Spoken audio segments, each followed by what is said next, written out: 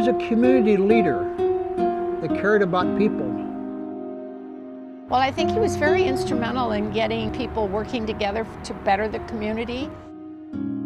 I think his legacy as a farmer, a historian, as an entrepreneur, I mean, he did so many different things throughout his entire life.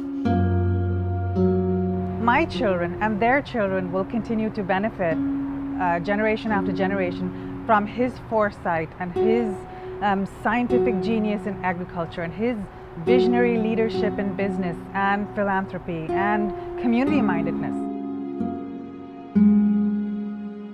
I was born and raised here at the Camarillo property. My father was an employee of Mr. Camarillo. Mr. Camarillo was a very good, generous man. In 1888, he had 10,000 acres to think. From the top of the Canigary, and he looked around and said, what am I going to do with this?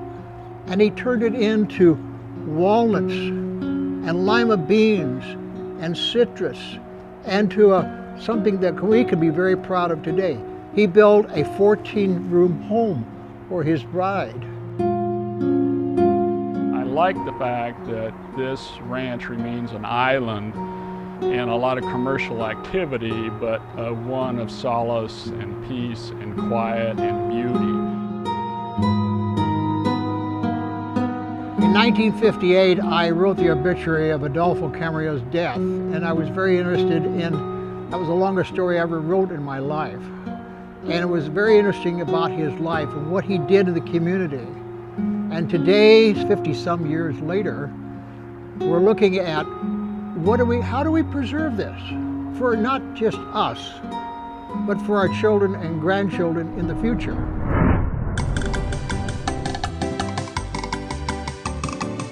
I think, the legacy of also having a Latino, father of our city, let's say, is, mirrors what we have today and the whole multicultural aspect of, Ventura County. Being able to come and to events, barbecues and stuff on the ranch was really kind of a fun, big deal for us. I think that was one of the really remarkable traits about a family with means, such as Adolfo's family, and having been such a philanthropist and done so much for the community, to have remained humble. I would remember our Easter celebrations here, the parties, and the kind of the fun-loving nature of, what happened here. And Adolfo, he was really, I really thought he was adorable. He was always a man with a vision of strengthening community resources and strengthening the community at large. Not the least of which was to serve 56 years on the Board of Education. He sent me to school. He gave my dad a check so he could buy my uniform and things that I was going to need to go. We have a school tour program in which we help fund. We provide funds so that they can have a bus, they can provide for the buses to come out here. What can children learn from 100 years ago? Number one, they can learn that it's great to be outdoors.